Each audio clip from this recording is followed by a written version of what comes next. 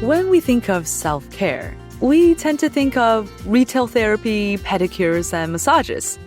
And don't get me wrong, these things are lovely.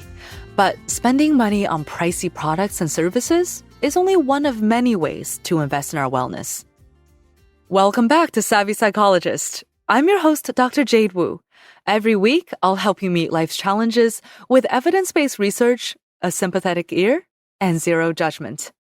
Today, I'll share 6 wellness ideas from different cultures. They're fascinating, they're supported by science, and better yet, they won't cost you a thing. So stay with me and find out how you can boost your wellness by borrowing ideas from around the world. So anyone who knows me well knows that I used to hate the cold.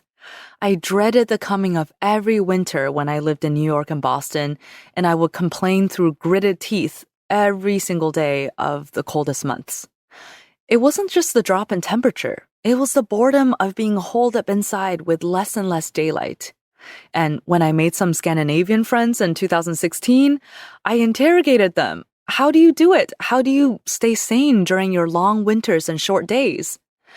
Imagine my surprise when I learned from them that actually in 2016, Denmark had ranked as the happiest nation in the World Happiness Report. Then the next year, Finland became number 1 for the next 3 years, with Norway and Sweden never far behind. In fact, the 5 happiest countries in the world are almost always cold Nordic nations. So, how do they do it? Of course, there are probably many factors involved. These countries often have less income inequality, greater wealth, and breathtaking natural landscapes. Those things certainly don't hurt. But I wondered, are there any other specific Nordic secrets to happiness and wellness, even during winter? My exploration not only uncovers some cool ideas from Denmark, but also sparked my interest in how people from around the world practice wellness.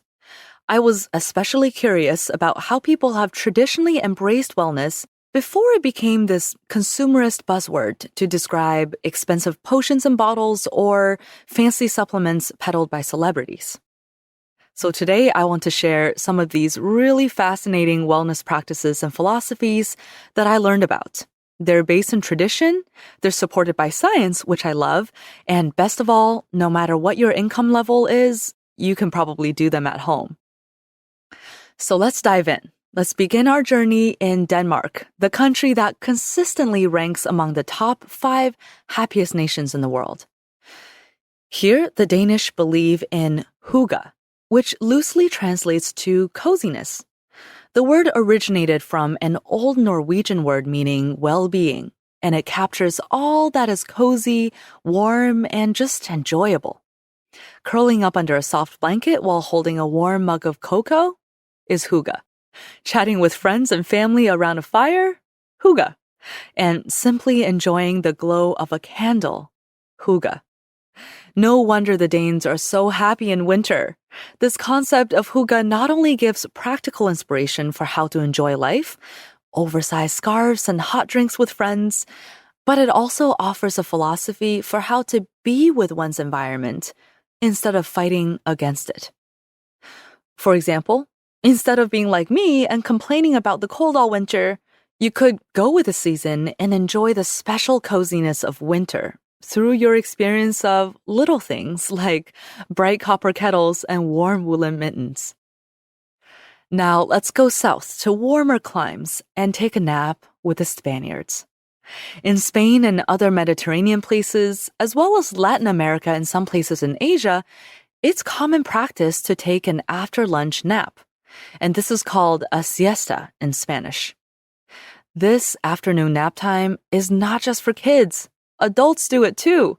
It's taken so seriously that museums, shops, and churches usually close for a couple of hours, and everything shuts down. And this adult nap time isn't just a nice treat to indulge in. Researchers have found that among generally healthy older Greeks, those who partake in regular napping had a 37% lower chance of dying from heart disease within a few years of enrolling in the study. So, if you have the ability to take a short nap during the day, maybe try it out. As long as it doesn't mess up your nighttime sleep, it may be a great way to get an extra boost of well-being. Now, traveling east to Japan, let's take a dip in the woods.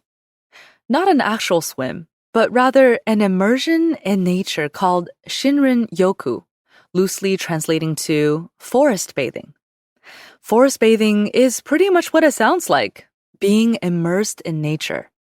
Importantly, it's not about going camping or hiking or doing any hardcore exercise in a forest. In fact, it's not a goal-oriented activity at all. It's simply being with nature, with your senses open and your body as your guide. Health researcher Dr. Qing Li and his colleagues have found that forest bathing enhances the immune system and encourages the expression of anti-cancer proteins. They also found that it decreases depression, fatigue, anxiety, and unsurprisingly, your heart rate. To take a forest bath yourself, Dr. Li explains that you don't need to seek out special destinations. You can simply find a spot of nature anywhere, even if it's just a group of trees or a garden. Walk through that area slowly and aimlessly. Turn off your devices and simply let the forest in through your 5 senses.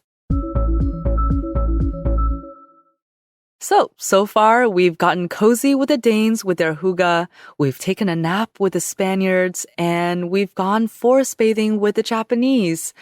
Now, let's go from quiet to loud with some laughter yoga in India. Who doesn't enjoy a good belly laugh? But have you ever done it on purpose? The idea of laughter yoga is that we don't have to wait for something funny to happen in order to laugh. Instead, laughter can and should be practiced for its own sake. Laughter yoga is often practiced in groups where real playfulness and interaction between people can turn practice laughs into real guffaws. And there seem to be real health benefits too, even if the laugh is quote-unquote fake. A recent meta-analysis found that simulated laughter may be even more effective than spontaneous, humorous laughter for improving mood. So why not give it a try? Do a belly laugh like no one is watching. Or actually better yet, get together with some others and laugh with them. And speaking of being with others, perhaps nothing captures our social human nature better than the South African philosophy of Ubuntu. This term from the Zulu language can be generally translated as humanity towards others. It's part of a phrase that means a person is a person through other people. What an awesome phrase. This idea has been spread in part by Archbishop Desmond Tutu, a South African theologian and human rights activist. Ubuntu is different from other items from our list today because it's not just a practice, but rather a whole humanist philosophy that embraces diversity, compassion, warmth, and dignity for all. This may be a philosophy we especially need right now, even if living by it might be a lifelong pursuit. We can begin by acknowledging the humanity of all people, by being open to learning, and by respecting all, even if we're unfamiliar or maybe especially if we're in conflict with someone. And last but not least, let's learn about the Jewish day of rest and reflection. Observing the Sabbath, the 7th day of the week, is a religious tradition in the practice of Judaism. The Shabbat, meaning rest or cessation, begins on Friday evening and ends on Saturday evening, during which people refrain from work. Instead, they honor the Sabbath with restful activities like prayer, contemplation, and having festive meals with family. One Jewish writer, Menachem Kaiser, has referred to the Sabbath as the only authentic form of leisure, the act and fulfillment of doing absolutely nothing productive. And he called it our best bet to enact lasting communities. This, to me, sounds like a much-needed balm for our modern hurts. And it's not just my intuition either. Research has found that Sabbath keeping is beneficial for physical and mental health. This is unsurprising, given that much research has established the benefits of rest, spirituality, and even simply enjoying meals together as a family.